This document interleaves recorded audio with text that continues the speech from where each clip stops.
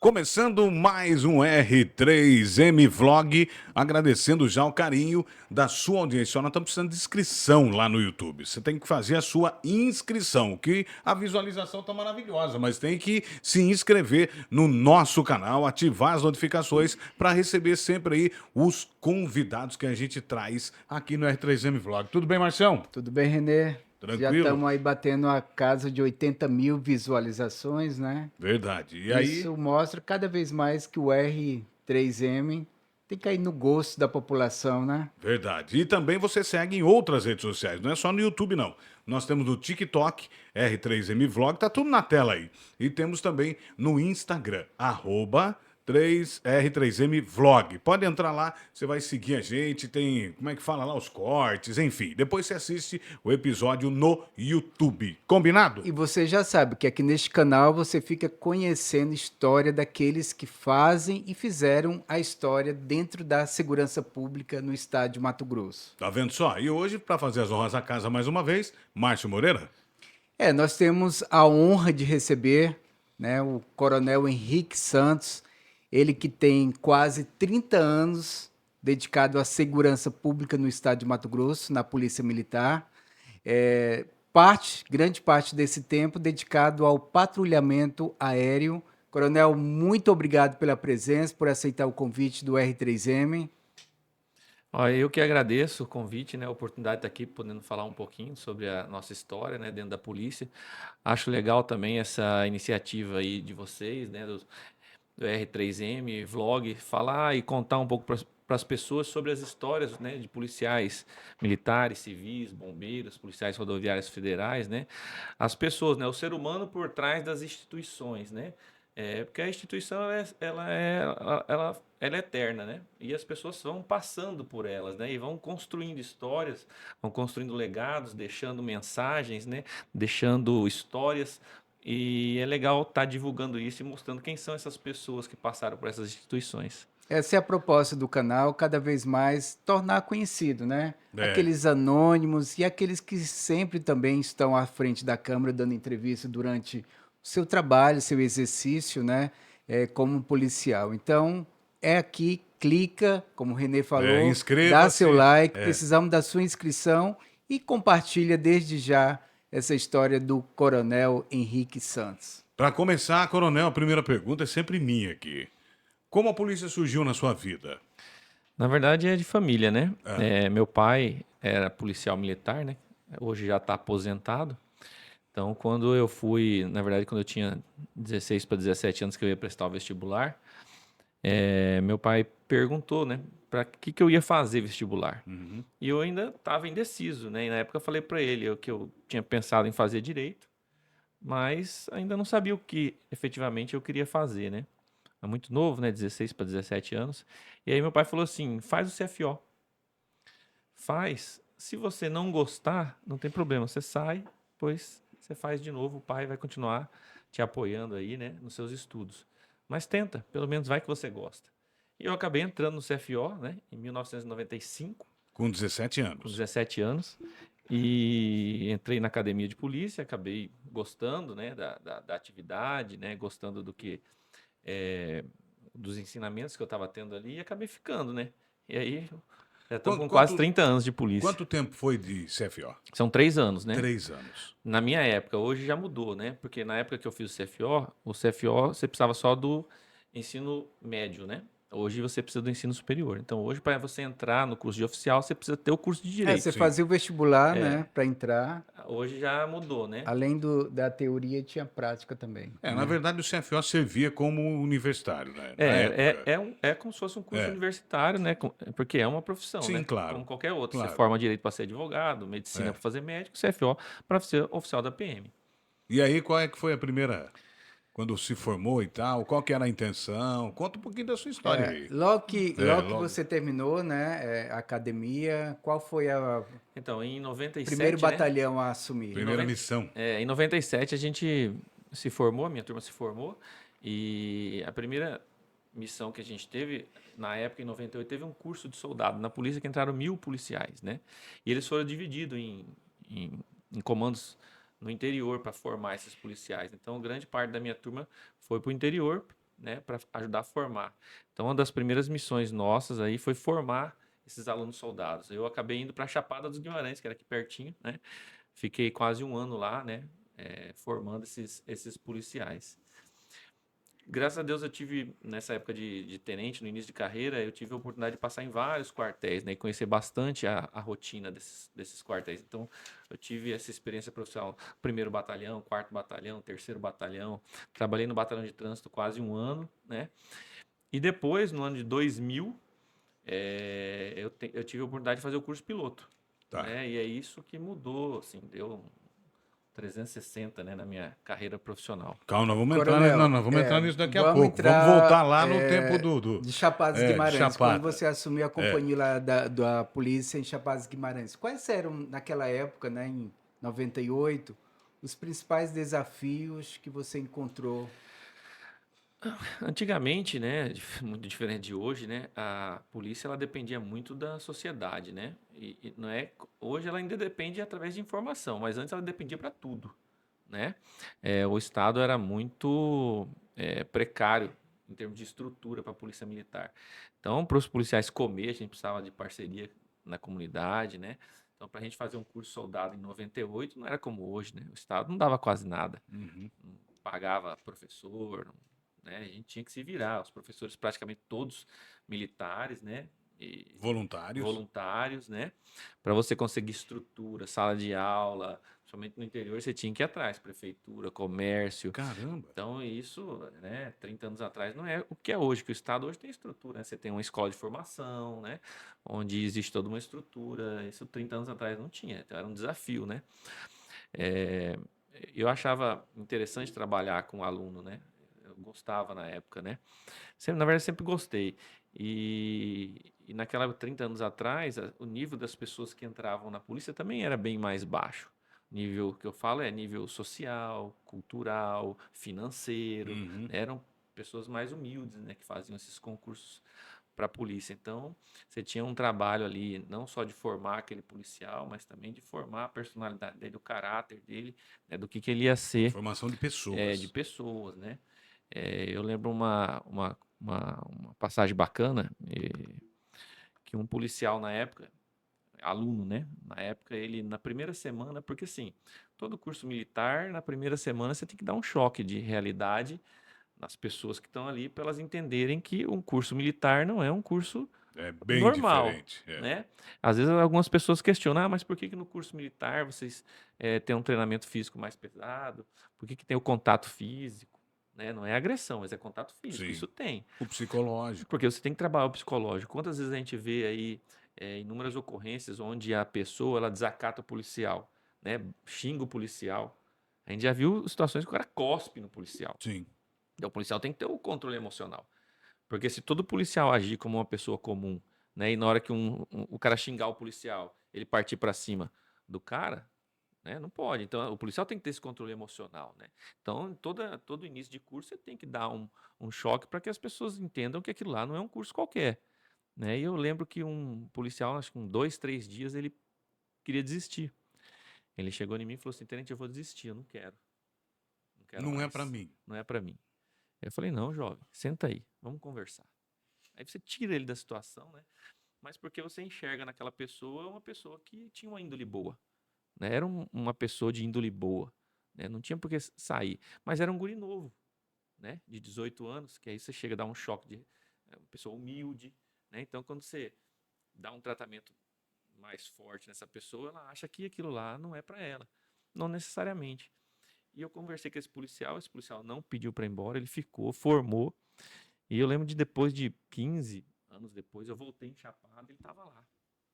E ele veio falar comigo, né? Que legal. Agradecer. Agradecer. Falou: "Coronel, hoje eu tô aqui graças ao senhor, né? Porque eu ia desistir. E o senhor me convenceu a não desistir e ficar. E hoje estou aqui, sou policial militar, tô quase 20 anos de serviço, né? Tenho uma profissão, tudo. Então, assim, isso é legal, isso é gratificante, né? Mas você tem que enxergar nas pessoas a bondade E o e o potencial potencial também. delas, né? E graças a Deus são experiências que a gente tem na nossa vida profissional que nos deixa feliz, né? Tipo, valeu a pena, né? Ter passado por tudo Você isso. lembra algum evento, alguma ocorrência assim marcante lá em Chapada nesse curto período que você ficou lá? Teve uma situação até inusitada, né? Até engraçado. Na época que eu tava lá, tava tendo muito furto nos veículos que iam ali na região da Salgadeira. Tá. Né? Porque aquela época, a Salgadeira bombava, né? Como se diz, Bombava. né? Não é igual hoje. Naquela época você enchia de carro ali, todo mundo ia para lá final de semana. E tinha aquelas cachoeiras, os riozinhos próximos, a Salgadeira ali, tinha o Paciência, tinha um ali embaixo, e todo mundo parava os carros ali. E ia gente de Cuiabá, as Na beira da malandragens de Cuiabá, estrada, né? na beira da estrada. E a malandragem de Cuiabá subia pra Chapada e ia ali quebrar os vidros dos carros e roubar as coisas, né? E começou a chegar bastante reclamação pra gente disso. Aí peguei os alunos, eram os alunos, né? Peguei os alunos e falei, vamos montar uma operaçãozinha ali, né? A paisana, né? Pra ver se a gente pega. Porque se você botar a viatura lá, realmente Não, não vai cara, aparecer. vai espantar. E aí nós ficamos lá, né? A paisana, meio que camuflado no mato. E houve um furto. Quebraram o vidro de um carro, né? E levaram a bolsa. E por coincidência, a senhora que foi vítima falou que a bolsa estava cheia de moeda. Aí nós voltamos para dentro da Salgadeira, fomos nos comércios, né? E aí um dos comerciantes falou: não, teve um cara que comprou, não sei o que, pagou só com moeda. Pronto, tá aí. Bingo, Entregou, é. né? Bingo. Aí fomos lá, identificamos o cara e prendemos o cara, entendeu? Mas agora, essa foi a ocorrência, né? Mas a parte engraçada foi o seguinte: quando houve o furto, nós saímos de onde a gente estava e foi até o local do furto. Nós estávamos todos apaisando, bermuda, sem camisa, arma na mão, né? Passando de banhista. E aí o que aconteceu? Quando a gente estava já fazendo a busca pelo cara, alguém viu a gente, né? E falou: "Ué, quem que é esse povo armado?" E ligaram para a polícia. Chegou uma viatura da PRE lá. Cara. E a viatura chegou e abordou a gente, né? A viatura chegou, pá, desceram, arma na mão, aí papai, nós tudo, né? Opa! Mão pra cima. Mão pra cima. Aí, lógico, nos identificamos, né, para os policiais e foi tudo resolvido ali, né? Mas foi uma situação inusitada porque a gente acabou sendo abordado aí por uma Polícia viatura, né? enquadrando polícia. Mas graças a Deus deu tudo certo, né? Legal. Depois de Chapada, coronel, Então, Chapada eu vim pro Batalhão de Trânsito, né? batalhão de trânsito. Fiquei 1 ano aqui no Batalhão de Trânsito de Cuiabá. O Batalhão de Trânsito, ele também nos proporciona uma experiência bacana, né? E você trata com todos os públicos, né? Desde a pessoa mais humilde, né? Sim. Até os mais ricos, né? Porque carro, né? Até o mais pobrinho tem, o mais rico tem o carro também. Então, no Batalhão de Trânsito, você passa muita coisa, muita experiência. Numa época que não tinha lei seca, né? Não tinha, mas assim, cara, eu vou contar uma, né? O policial abordou uma BMW, né? E o rapaz, não me lembro agora se era documento atrasado, mas tinha um problema na documentação do veículo ou na dele. E aí o policial me chamou, né? Falou: "Coronel, o motorista quer falar com o senhor." Eu era tenente, né? Na época. Cheguei lá, né? Aí o rapaz falou: "Não, mas quanto que é essa multa? Eu já pago aqui pro senhor agora." E abriu a carteira, assim, um bolo de dinheiro, né? Querendo, né, já fazer uma condição ali. Eu falei assim: "Senhor, vamos fazer o seguinte. Vamos começar tudo de novo, tá? Entra no carro. O senhor entra no carro, eu vou abordar o senhor de novo. Vamos fingir que isso não aconteceu, né? E eu vou abordar o senhor. Ai, não me desculpe, o senhor entendeu errado. Eu não quis dar Dá a dar a entender isso." Eu falei, Subornar. Falei, não, mas então senta aí. Então no trânsito você passava muita situação. Teve uma vez que a gente usava, a farda usa aquele velcro com o nome da Sim. gente, né? Teve uma vez que eu tirei o velcro e dei pra moça, né? Que ela queria saber meu nome, né? Como que é seu nome? E não sei o quê. Que você tá prendendo meu carro. Eu falei, não, meu nome tá aqui. Pode levar pra senhora não esquecer e tal. Então você passava situações. Uma vez que o carro foi apreendido, a mulher não queria sair dentro do carro. Aí o carro foi guinchado pra cima do guincho com a mulher dentro. A mulher não queria sair. Caramba. Ela falou que ela não ia sair do Foi carro. até o pátio dentro. Ela falou que ela não ia sair. Não, aí ela tinha uma pessoa junto com ela. E eu falei pra pessoa: "Ó, conversa com ela, não tem jeito, não tem o que fazer. Vai ter que sair uma O hora. carro vai pro pátio." Ela vai em cima do carro, beleza. Aí conversou, acabou descendo, mas ela subiu dentro, o guincho subiu o carro com ela Com dentro. ela dentro. Com ela dentro, que ela não queria descer de jeito nenhum. Caramba, é cada uma, né, velho? Cada uma. Então você cada uma. passa situações, né? Eu também passei um constrangimento uma vez, né? Constrangimento assim, né? Tava tendo a blitz, o policial abordou um senhor lá, né? E de repente vem um policial com um olho desse tamanho, né? Falou: tenente, eu abordei o cara ali, o cara tá dizendo que é secretário adjunto de segurança pública. Aí eu falei: manda ele vir aqui, né? Claro. E eu não conhecia, né? O cara chegou, né? Eu sou o secretário, tal. Falei: o senhor tá com a funcional do senhor aí? Aí ele olhou assim, pegou a funcionária, apresentou. Aquele apresentou, eu vi que ele era secretário, ó, você tem continência, ó, o senhor tá precisando de alguma coisa? Ué. Não tem Normal, nada, né? mas Normal. Até o normal. soldado ficou É. olhando porque eu pedi a identificação dele. Mas eu não conheço, né? Mas então tô, continência, né? O cara é secretário, o Ué. senhor tá precisando de alguma coisa, tudo certo e tal. Ele tava tudo certo com ele, né? Acabou indo embora, né? Mas acho que ele quis descer porque era secretário, né? Quis se apresentar ali, né? Mas assim, no trânsito você passa muito isso aí.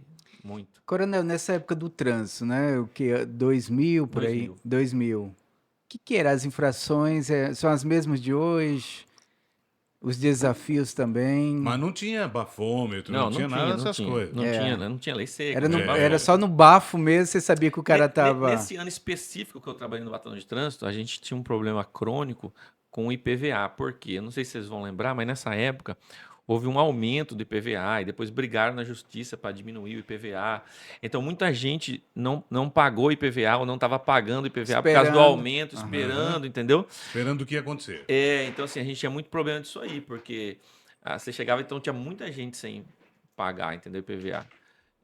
Então, nossa, E tinha que guinchar. E tinha que guinchar, né? Tipo, você está cumprindo a lei, né? Sim. É difícil para as pessoas entenderem sobre a questão do trânsito, né? Porque sempre quando você... Ninguém gosta de tomar multa, eu também não gosto. Ninguém gosta, né? Então, assim, quando você vê que você vai ser multado, que você vê que seu carro vai ser guinchado, isso causa um desespero nas pessoas, né? E aí a pessoa acaba falando, tipo, fazendo comparações, né? Tipo, em vez de estar prendendo bandido, tá aqui É. multando meu carro. Em vez de estar prendendo traficante, tá aqui multando meu carro. Essas comparações são inevitáveis. As pessoas acabam fazendo essas comparações, entendeu? Mas, cara, é a lei também, né? E o policial, ele tá ali para cumprir a lei. É tipo, se não fosse para cumprir a lei, não precisava ter batalhão de trânsito, então, né? Para quê? Não precisava ter Detran, Não precisaria IPVA, não precisaria IPVA, documentação. entendeu? Então, se existe o IPVA, se as pessoas têm que pagar, então, se tem um sistema de fiscalização, ela tem que funcionar. Uma documentação que tem que ser atualizada ano a ano. Sim. Se a gente não concorda com isso, É outra história. é outra história, não é um problema de polícia. É. Né? A polícia não vai mudar isso. Ela não vai acabar com o IPVA ou ela vai diminuir a alíquota do PVA. Não é a polícia que faz isso. Ela é só um instrumento do Tá Estado. cumprindo, né? Ela é um instrumento do Estado. Então, assim, os policiais que trabalham nessa área de trânsito, eles sofrem muito esse tipo de ação por parte da população, né? Ela sempre acaba querendo jogar na cara. O policial tá ali fiscalizando o carro em vez de estar prendendo bandido. E problema com motociclistas, esses caras que gostam de acelerar, aquela coisa toda. Então, na época... Racha, né? Tinha muita racha naquela época Naquela também, época né? tinha, mas naquela época o problema maior de motociclista era a questão de furto mesmo, né? Furto de moto. Não, sempre usaram moto para Sim, cometer sim, crime, sim, né? sim. Então você fazia as operações de trânsito, às vezes dentro dos bairros, para pegar aquelas motos irregulares, porque na verdade o intuito era tirar essas motos de circulação, porque a maioria das motos, né, que circulavam eram para cometer crime.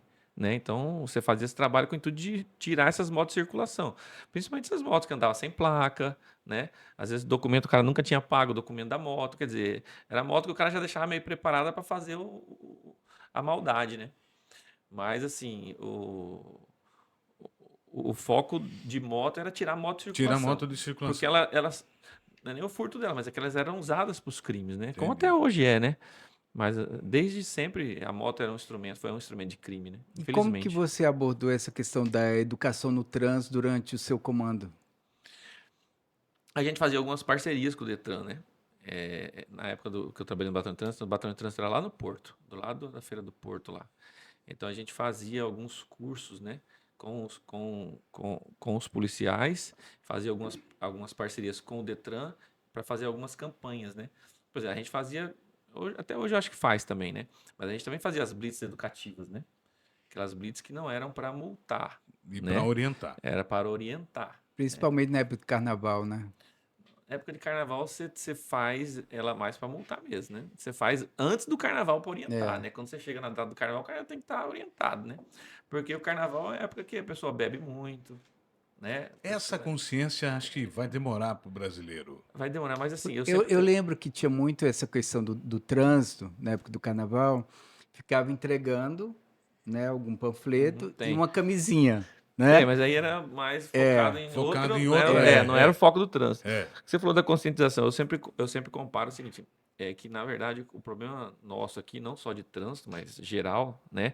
Você vê que hoje se fala muito, o governador fala muito sobre isso, que é a questão das leis, né? Sim. Não só o daqui, mas alguns outros governadores de outros estados, né? Não, mas nosso governador fala bastante. Alguns dos nossos parlamentares estaduais, federais, também falam bastante sobre isso. E aí, porque você falou a questão da conscientização da lei seca, é o que eu falo para alguns amigos, né? Eu falo assim, aqui no Brasil você bebe, né? E dirige. Uhum. Aí o cara, bebo e dirijo. Nos Estados Unidos você faz isso quando você vai lá passear? Lá você não faz, né? Por quê? Por que nos Estados Unidos você não faz e no Brasil você faz? Porque lá você tem medo.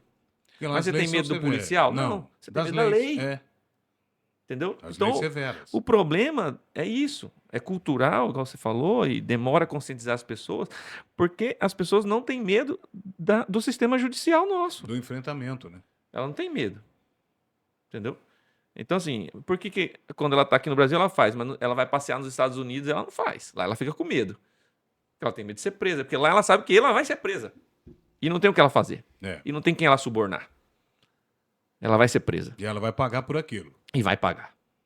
Aqui não. Aqui ele pensa, não, depois eu dou um jeito, recorro Eu dessa multa. conheço fulano Eu de recorro tal. dessa Não, recorre multa. da multa, se Não não sei o temos quê, assim circunstanciado de paga um ocorrência, negócio, paga uma fiança, fiança, saio, tal, vou entendeu? para audiência de custódia, É, foi a primeira vez, tenho bons antecedentes. Então, assim, então as pessoas não têm medo da lei. A verdade é essa. Para trânsito, para crime. Esses dias o nosso governador estava falando, o pessoal que saiu na audiência de custódia com 500 quilos de droga, É a sensação da impunidade, né? entendeu? Aí, quer dizer, a lei ela só serve quando é para atender alguns interesses, né? Por exemplo, as pessoas de idade que estavam manifestando no 8 de setembro, no 8 de janeiro, É. 15 anos, 16, 17. Hoje você mata uma pessoa, você não pega uma pena dessa. Hoje matar é melhor do que manifestar. Principalmente se manchar uma estátua com batom, né? Você entendeu? Aí você Então, assim, fica- o problema é que as pessoas não têm medo. As pessoas cometem crime, né? Mas e não tem medo. É a É impunidade. impunidade. Entendeu? A quantidade de recurso que existe hoje na lei. Muita brecha, né?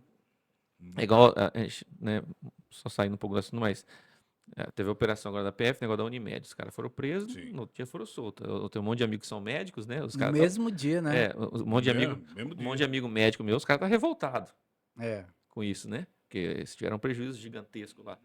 Mas, quer dizer, a Um lei rombo permite. milionário e no mesmo dia tá No solto, mesmo dia né? está solto, São as leis brasileiras, infelizmente. Enquanto não mudar, não vai ter jeito. Exatamente. Mas voltando Vamos aqui lá. para sua história, depois do batalhão de Depois trânsito, veio a aviação, né? aviação. Como que entrou essa, aí isso? esse A amor fria, porque pelos ares, Então, né? na verdade, eu sempre falo para as pessoas, né, que a maioria das pessoas que entram na aviação, né, elas falam, né, que desde pequenininho sonhava, via o avião passando, ficava vendo, via o helicóptero. Eu não tive isso.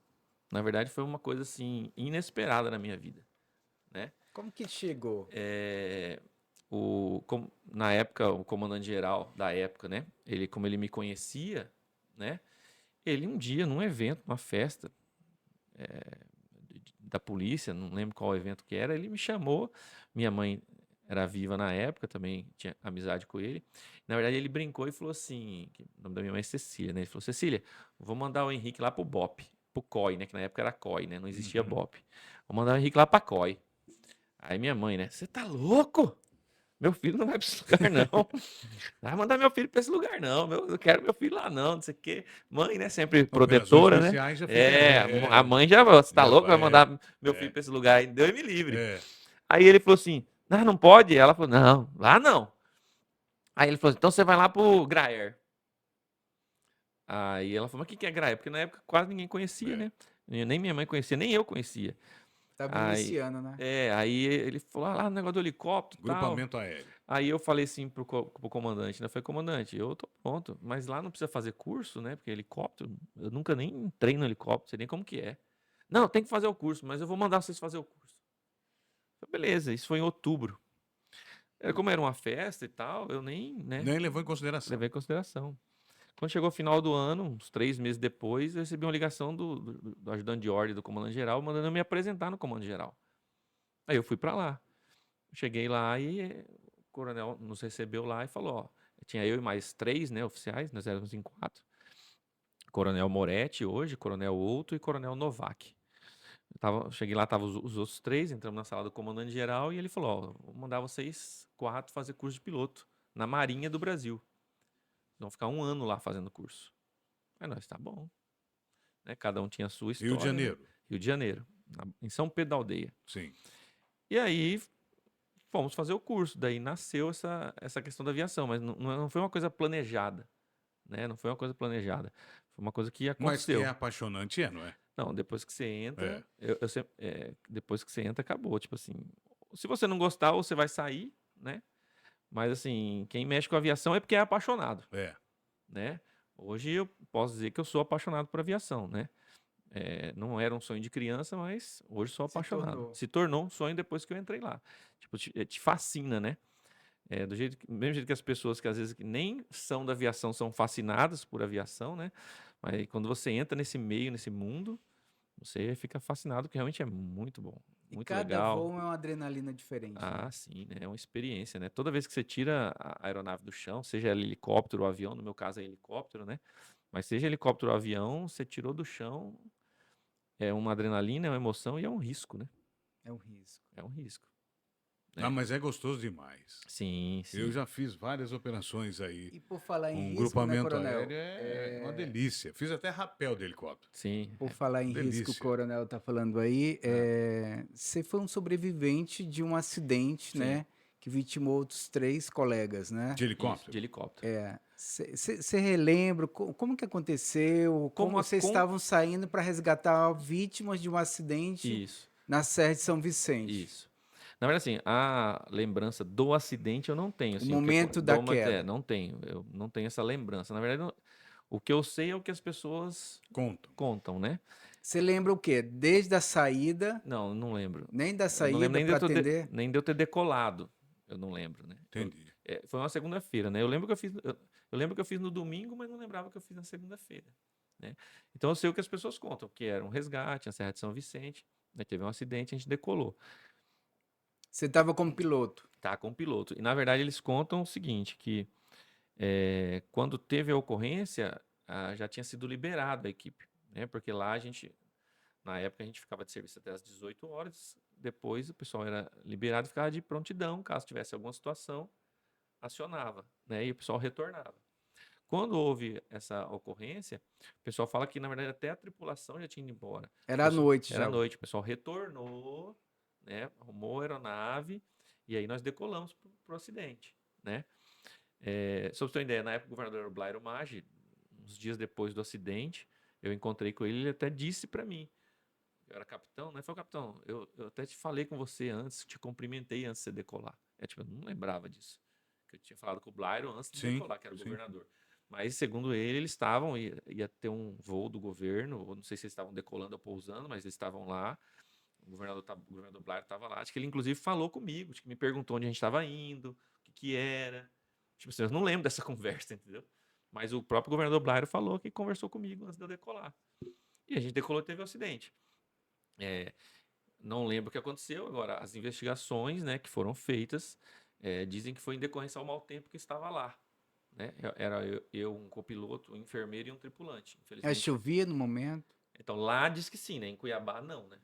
Tanto é que, assim, quando a gente decolou, e para a gente decolar, a torre tem que autorizar. Então, você tem que estar com todas as coisas em condições.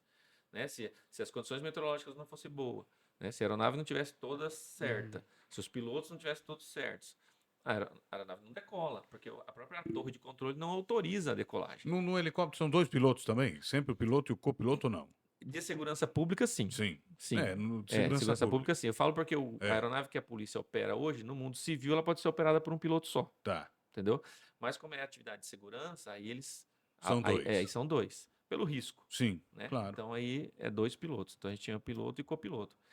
Então, assim, eles entendem que lá, que o acidente aconteceu lá porque estava mau tempo, né? Lá acho que estava um chuvisco, estava uma neblina, devia estar colada na serra, acredito eu, porque eles entendem que aconteceu mais ou menos Foi a assim, batida, né? não? Eles entendem que isso é investigação, né? Sim. Que a investigação ela se baseia em possibilidades, né? Então, é o CENIPA. É o CENIPA. CENIPA nacional, né? O CENIPA regional. Isso. Eu, inclusive, tenho o curso de investigador que eu fiz. Do CENIPA. Do CENIPA. Então, eles entendem que a gente sobrevoando, né? eles acham que a gente entrou nessa neblina, Uhum. né? E tentou voltar. Pela forma que a aeronave estava acidentada e tudo, eles entendem que a gente tentou voltar.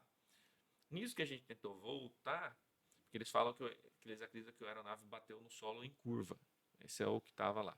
Então, isso que eles falam que a gente tentou voltar, eles acham que a gente foi baixando, porque se você está perdendo a visibilidade, a tendência sua é querer achar o chão. Então, eles acham que a neblina estava tão colada que a gente tentou baixar e bateu, voando. Entendeu? Esse é o que a investigação acredita que Sim. aconteceu. Entendeu? E aí, infelizmente, né, tivemos 3 falecimentos. E aí eu falo, né? Igual eu falei que eu entrei na aviação por acaso, porque não é uma coisa programada, É. né? Eu acho que eu acredito muito em destino, né? Então eu acho que Deus me colocou na aviação, né?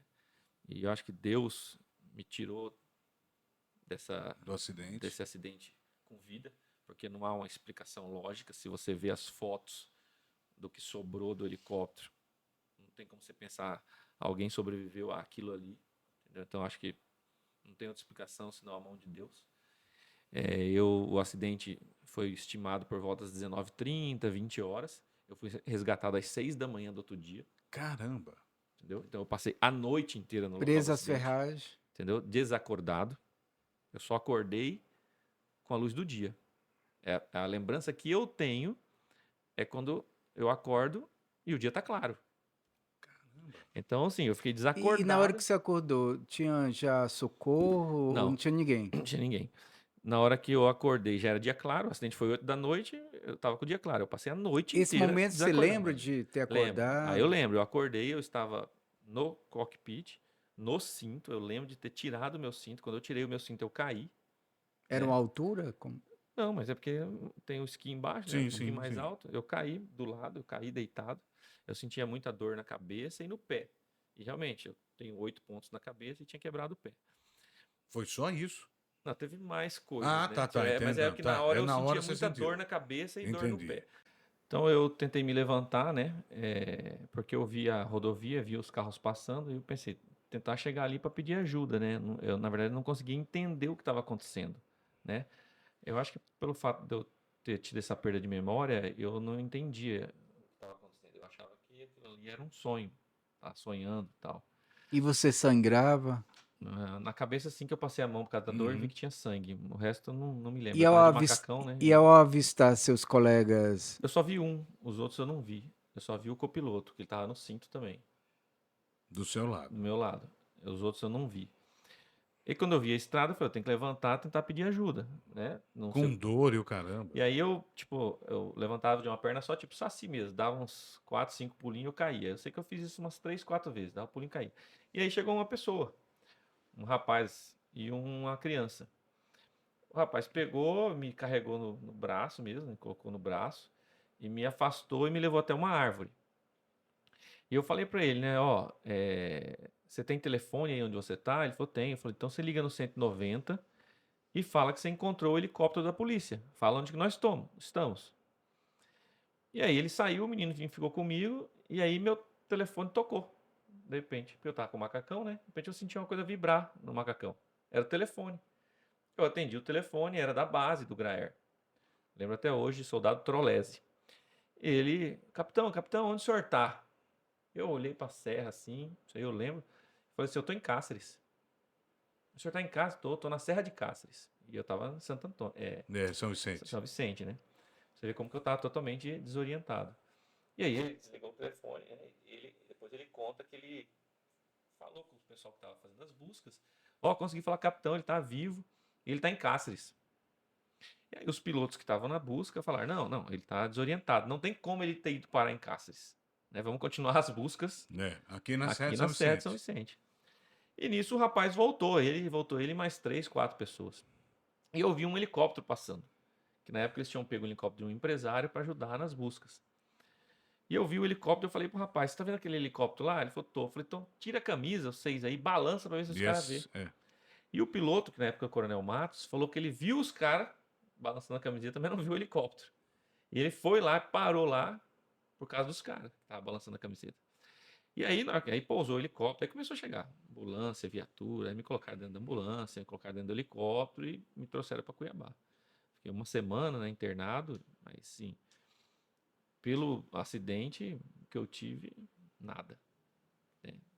Negócio de pé Coronel, quebrado, cabeça, queimadura, Não, não mas foi perto do que foi o nada. acidente, Coronel, nada. caiu, a aeronave caiu, e aí como que eles souberam que já tinha acontecido o acidente? Não, porque eu decolei às 8 horas. Era um resgate que se faz em uma hora, era para estar Tentavam entrar em voltando, entendeu? contato e E nada. nada, e nada, e nada. E aí foram com a ambulância. A ambulância foi no local do acidente lá do veículo, Resgatou resgatou as pessoas lá e depois nada de e você. nada do helicóptero, entendeu? Nada do helicóptero. Então, assim, automaticamente existe um procedimento, né? Não só interno do GRAER, mas também da aeronáutica, né? Para esses tipos de situações onde a aeronave some do radar, né? É, eu ia perguntar isso, porque Então, sim, é é monitorada, né? monitorado, A entendeu? torre monitora. Ela monitora tudo. Então, Sim. se você some, até porque eu estava numa área controlada, né? Até porque toda a parte de voo, a parte aeronáutica, a parte de legislação, tudo foi cumprido, né? Eu estava voando de forma correta, estava numa área controlada, estava autorizado, tudo certinho. Tanto é que o seguro pagou, né, as despesas que foram inerentes ao acidente, né? Porque se tivesse alguma coisa de irregular, o seguro Sim. mesmo não paga, né? Lógico que acidentes acontecem, não é o intuito, né? Eu mesmo poderia ter morrido lá, né? Eu sempre falo que não há uma explicação lógica para eu não ter morrido, mas eu acredito muito em destino e que Deus não quis que eu morresse naquele momento, né? Esse acidente, qual foi o impacto emocional na sua vida? Cara, é muito grande. Assim, eu não consigo mensurar isso, entendeu? Porque você acaba tendo que viver com várias coisas. Você chegou a ter algum suporte emocional, psicológico? Por parte da minha família, né? Sim.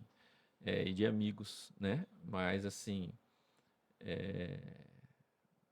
não tem, a gente não consegue mensurar, porque, por exemplo, eu perdi pessoas, né? Que Sim. estavam ali comigo, sob a minha responsabilidade, né?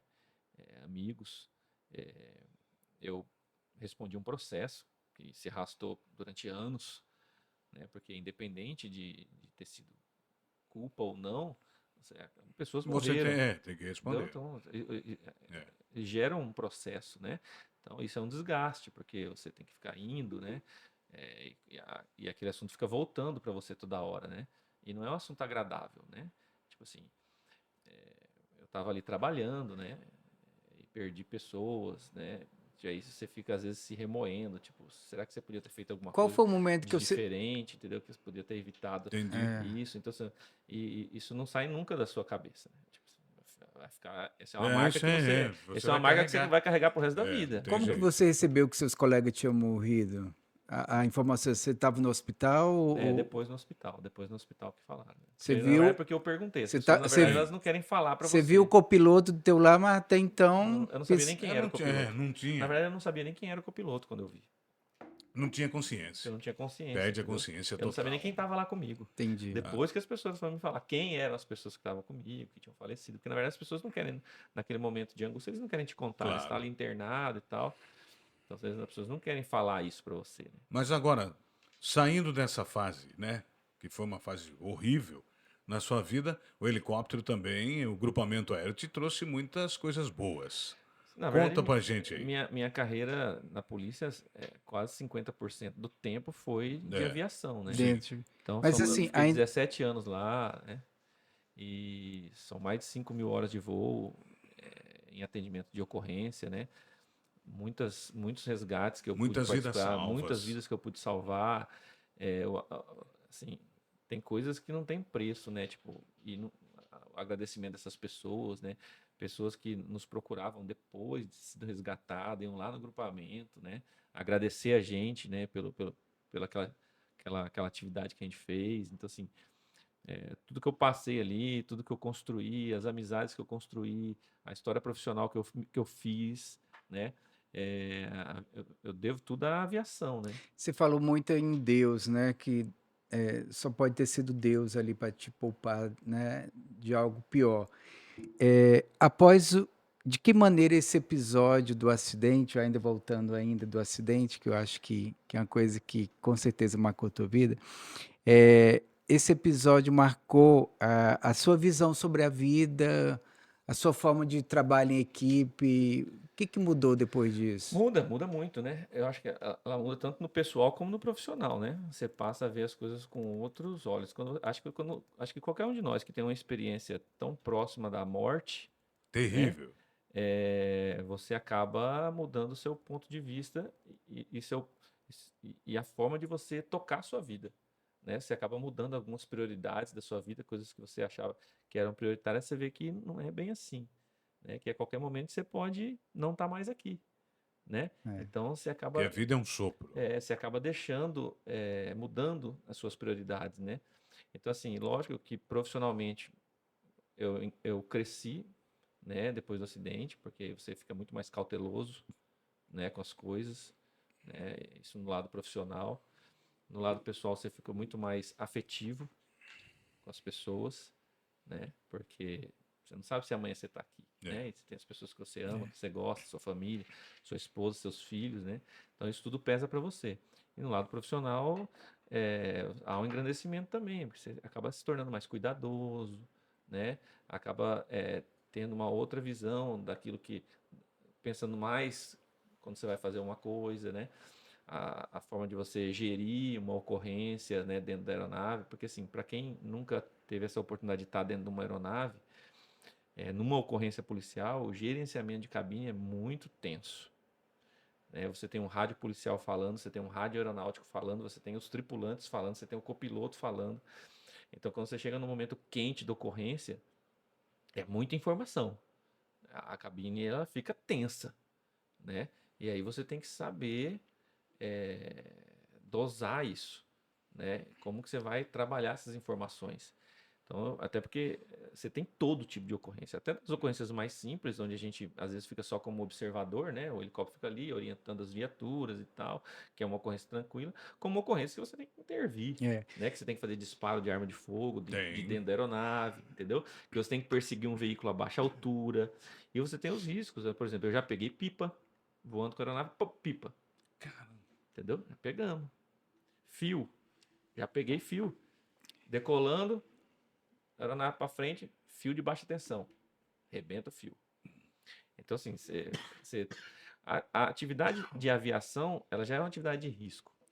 Aí você associa ela à atividade policial, você multiplica esse risco Piloto policial, né?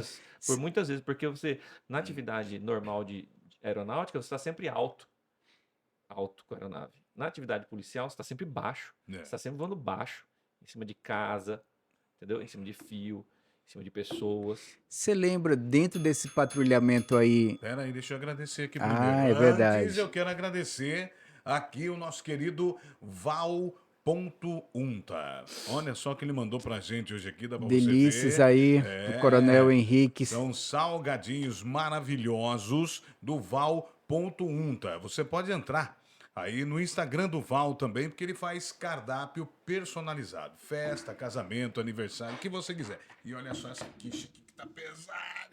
Mas eu Eita. pego. Olha aqui. Que delícia. Tudo isso, Val.untar.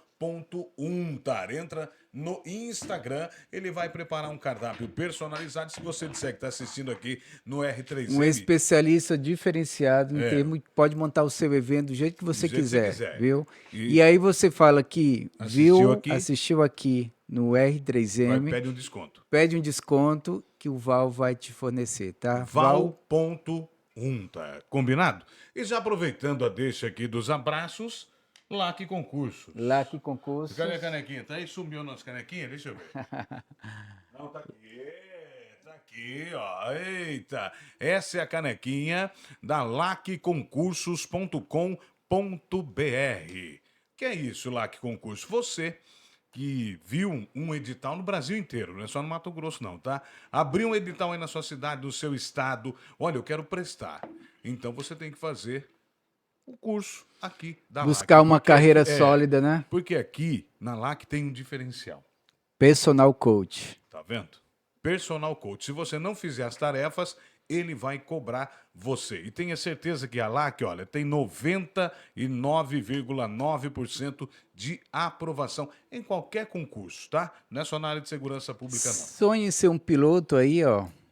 entra aqui no Lago Concurso, faz o concurso da Polícia Militar e em breve você vai ser um piloto aí do seu pai também. lacconcursos.com.br. Acesse aí. Vai. Coronel, dentro desse patrulhamento ainda, você lembra de vários resgates que você citou, mas tem algum que marcou, que você poderia Sempre compartilhar, da dificuldade, os desafios enfrentados? sempre tem aquelas ocorrências que a gente acaba sempre lembrando, né? Que são mais diferentes. Os resgates mais difíceis que a gente acaba fazendo são naquela região do Portão do Inferno, né? Então, assim, porque ali exige uma perícia muito grande, tanto do piloto como dos tripulantes, porque você tem que estar na aeronave numa região de montanhosa, né? Que é Portão do chapada, Inferno, Portão do para quem Inferno. não conhece, né? Porque tem muita gente que assiste fora do estado de Mato Grosso. Portão do Inferno é um, como é que eu vou dizer? É um buraco É um no buraco, meio de um chapadão. no meio da Chapada, né, dos Guimarães. Então, quando você vai para Chapada, sai daqui do Cuiabá, nós estamos vai para Chapada, você é obrigado a passar pelo Pelo Portão portão. do Inferno, né? É só para você Isso se aí. localizar E aí. algumas pessoas acabam querendo ver, tirar foto e acabam caindo lá, e outras até, né, buscam ali para outras coisas. Mas assim, a gente vai fazer resgate ali, você precisa de uma perícia muito grande. O vento que bate nos paredões, eles batem, voltam, formam os soltas-ventos que a gente chama, né? Então traz para a aeronave uma instabilidade muito grande. Você tem que manter a aeronave o máximo estável possível, porque os tripulantes descem de rapel, né? Então eles descem de rapel Mas não até é o fácil, ponto, não. não é fácil. Já desci, não é fácil, Não é não. fácil, então você tem que manter a aeronave estável. Eles É. fazem o resgate ali da vítima, põe ela numa maca, depois você tem que içar Aí aquelas você fica pessoas. pairando Você ali. fica pairando até eles fazerem esse trabalho, né? Então é um trabalho que exige muita atenção do piloto, né? É um trabalho cansativo, você fica muito tempo ali na E mesma a posição. comunicação Sim, com, você tem a com comunicação, você tem. o rapelista e com. Você tem a Você tem a comunicação. comunicação. E aí depois você tem que içar essas pessoas dali, né? Então assim, esses resgates são muito, muito difíceis, né? Há também situações onde você tem que pousar a aeronave em locais. Por exemplo, eu já cheguei a ter que pousar a aeronave num local que na verdade não cabia aeronave. Aí você tem que descer o tripulante vai lá e corta mais um pouco de árvore Caramba, para tem poder, isso, é? para poder caber a aeronave lá. Então assim, a gente passa por situações bem extremas mesmo, né? Isso você diz no meio do mato No meio do mesmo. mato, fala, tem que pousar a aeronave ali para fazer um resgate, por Já exemplo. teve Já teve assim situação situação assim. de apuro em pleno ar? Já, como eu falei, ó, já peguei pipa, é o susto grande, né? Que você pega numa pipa é um susto muito grande. Fio de baixa tensão. Você, às vezes, durante a ocorrência, como voa muito baixo, Cuiabá é muito quente. Às vezes você tem uma coisa que a gente chama de afundamento com potência, a aeronave ela afunda dentro do próprio turbilhão dela de vento. Então você tem que sair daquilo ali, porque você acaba fazendo. Tem ocorrências de perseguições, né? Então você acaba fazendo isso aí. E as ocorrências tensas também, que você tem troca de tiro, né? Quando você às vezes precisa que o policial execute tiro contra alguém, né? Ou você vê que aquele agressor ele pode atirar contra a aeronave também, né? Então você tem essas ocorrências que são ocorrências tensas, né? Teve uma vez, contando um caso aqui também, que a gente recebeu a informação que tinha um veículo roubado. E a empresa de rastreamento tinha dado uma localização de GPS desse veículo ali próximo à jangada. Nós decolamos e fomos para lá. Era uma Hilux branca. E aí eles tinham passado 3 pontos de coordenada. E cada ponto a gente ia chegando mais perto do Uhum. veículo. Chegou um momento que a gente visualizou o veículo na estrada, uma estrada vicinal ali, que passa por não, por jangada, que ia sair lá na fronteira. E aí, durante a gente perseguindo o veículo, né? Quando o veículo observou que o helicóptero estava em cima dele, ele jogou o veículo no meio do mato e o cara saiu correndo. Eu falei pro policial, ó, efetua tiro de, de, de fuzil aí para o cara parar, né? Não tiro para acertar, mas um tiro ali para ele cessar a fuga dele. Foi feito os tiros, o cara pegou, parou, deitou no chão. Só que a gente estava no meio de uma estrada. Eu tive que lançar um policial, né? Baixar a aeronave, mas eu não tinha como pousar. O policial saltou, né? Da aeronave pro chão ali. 2 policiais. Aí eles foram lá prender o cara, mas o cara continuou fugindo. Aí a gente decolou de novo para ir Caramba. de novo. Acabamos prendendo o policial, né? E aí voltou e o meu copiloto na época ele tinha recém-chegado no seu Paer e ele era ex-policial em São Paulo. Ele falou para Tá. mim, ele virou para mim e falou assim: Coronel, tive 16 anos na Polícia de São Paulo, como investigador da Polícia Civil. Eu nunca passei uma situação dessa. Que adrenalina. Nem lá em São Paulo nunca vivi um trem desse. Louco. Uhum. Que assim, eu contando parece que é simples, mas Não, na na hora. hora é. ali, você com o helicóptero em cima do carro, e pá, e tiro, e baixa, e desce, e desembarca policial, e vai, prende o cara, pousa. Então, assim, é uma dinâmica. E já teve assim o bandido atirar na viatura? Já Já. teve No helicóptero. no Já. helicóptero? Teve um outro fato também interessante, foi o seguinte, uma fuga no presídio, Pascoal Ramos. A gente estava no helicóptero e falaram que estava tendo um motim no Pascoal Ramos e uma possível fuga.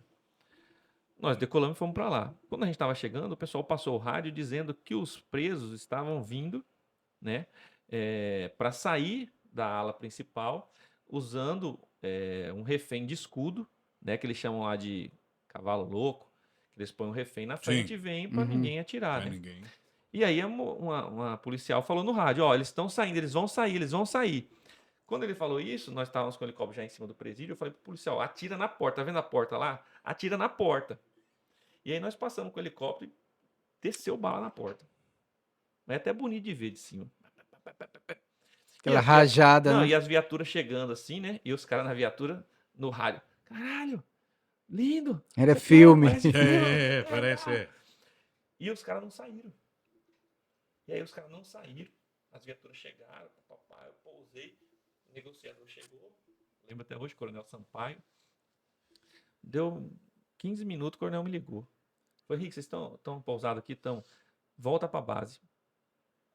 Tira o helicóptero daqui. Primeira coisa que os presos pediram na negociação, para tirar o helicóptero de lá. Porque o helicóptero foi o que segurou a onda. Entendeu? E aí, O medo que eles tinham da aeronave. sim. Mas eu já ouvi isso, até no Rio de Janeiro, muitos bandidos, quando são perguntados, às vezes, assim, em reportagem, eles falam, ó, nós só temos medo do grupamento aéreo, É. porque não tem como fugir. Não tem como. Quando eles ouvem os helicópteros, acabou, velho. Acabou. Vamos nos entregar porque o bicho pega, não é? Teve um cara que. Teve uma época em Cuiabá que tinha muito sequestro, daqueles sequestros relâmpago. Sim, Que era só pro cara sacar o dinheiro, papapá. sim. Aí teve um sequestro, alguém ligou, falou, nós decolamos, que era a região do Parque Cuiabá. Nós não vimos o carro. Nós não vimos o carro, mas nós estávamos voando ali. Demorou um pouquinho, uma viatura falou que o cara, que era a vítima, tinha sido liberado pelos caras, entendeu? E aí. Só pela a viatura. visualização. Porque eles viram a gente. É. Nós não vimos eles. Mas eles viram o helicóptero e liberaram o cara.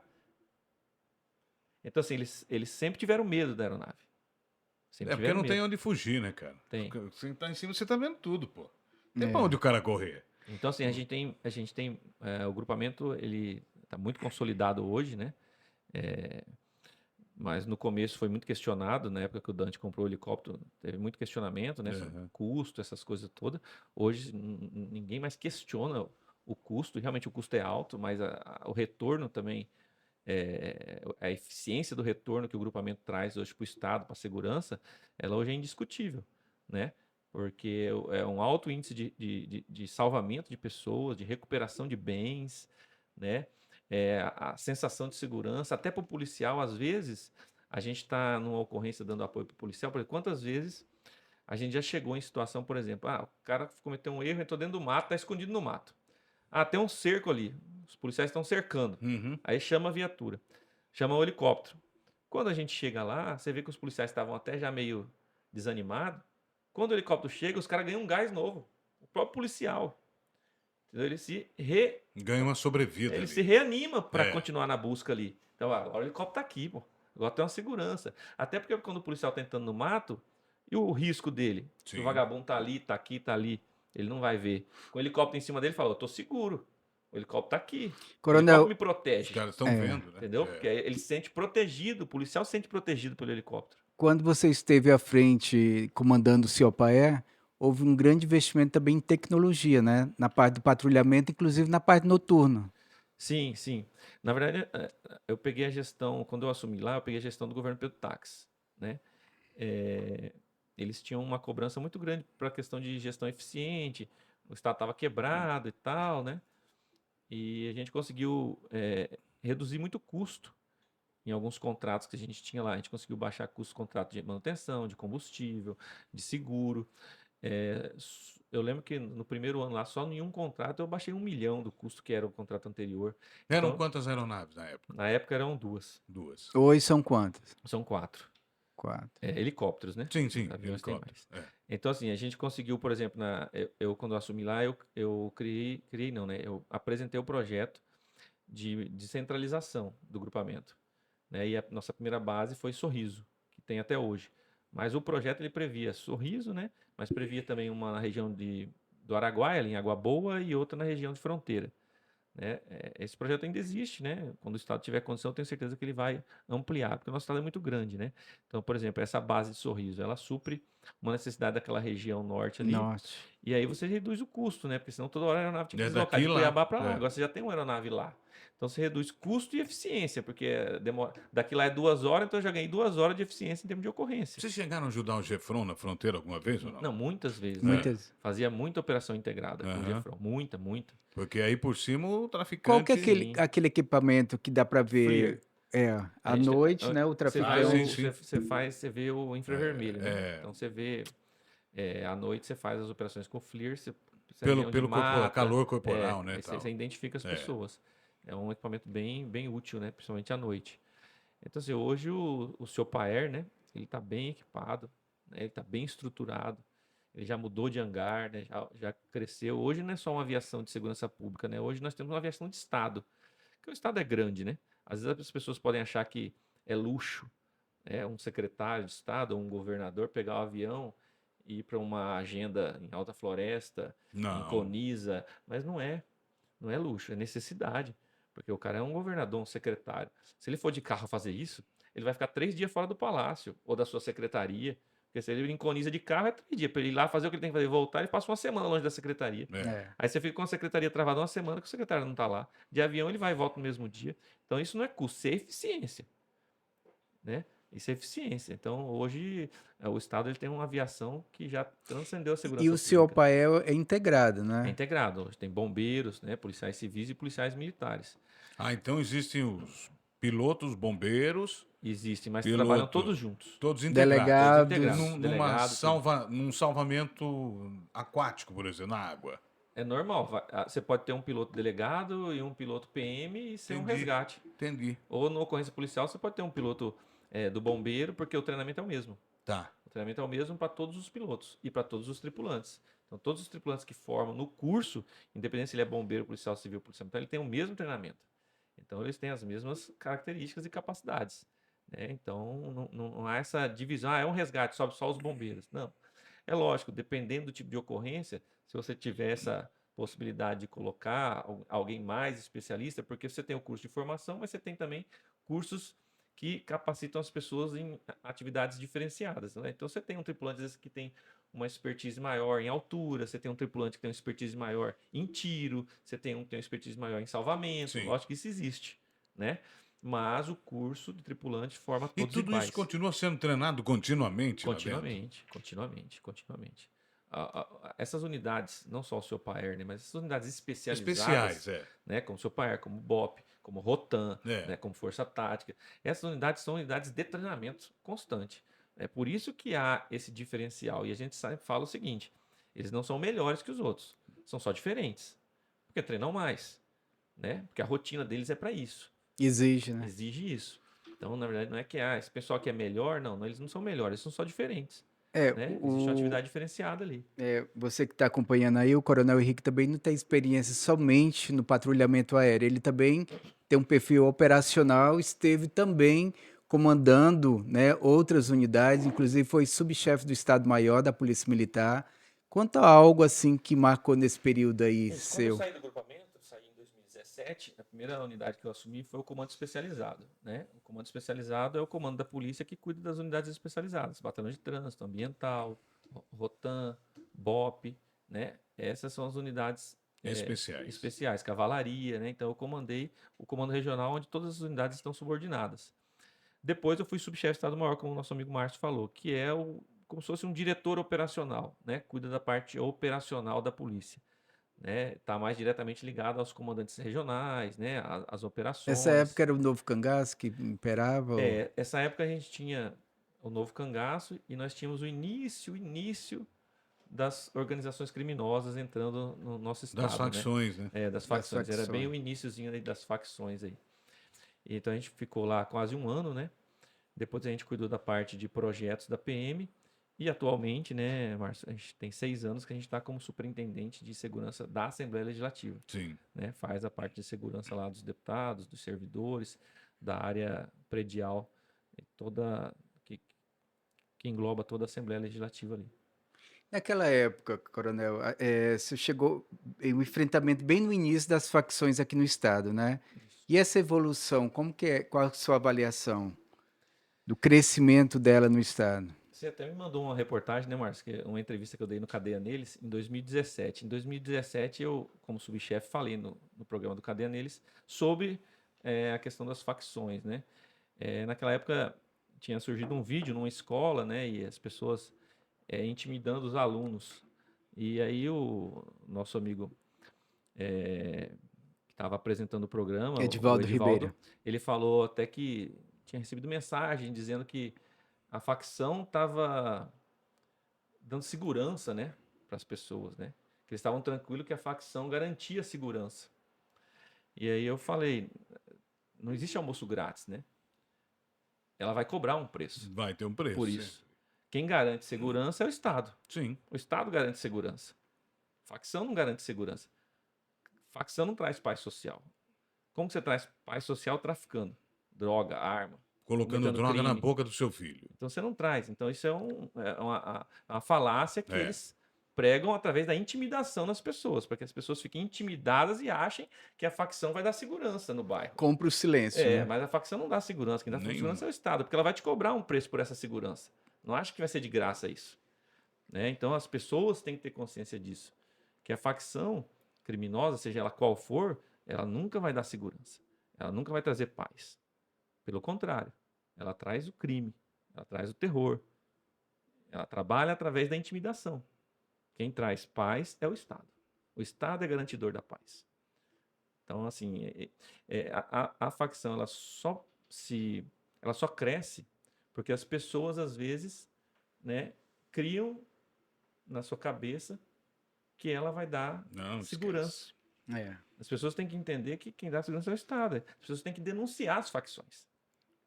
Coronel, eu sei que está terminando. Acabou. Nesses quase 30 anos de polícia, tem algo que você se arrepende de ter feito ou de não ter feito? Não, eu acho que na vida da gente, a gente não tem que se arrepender das coisas que a gente faz, né? Acho que tudo que a gente faz tem um propósito, né? E teve um resultado, seja ele positivo ou negativo. Se positivo, bem, se negativo, você aprende com aquilo que você errou, né? Mas não tem que ter arrependimento, né? A gente tem que fazer as coisas de acordo com a nossa consciência, de acordo com o que a gente acha que é certo, né? De acordo com os nossos ensinamentos, com a nossa criação, né? E isso vai trazer um bom resultado para você se você acreditar nas suas convicções. Legal.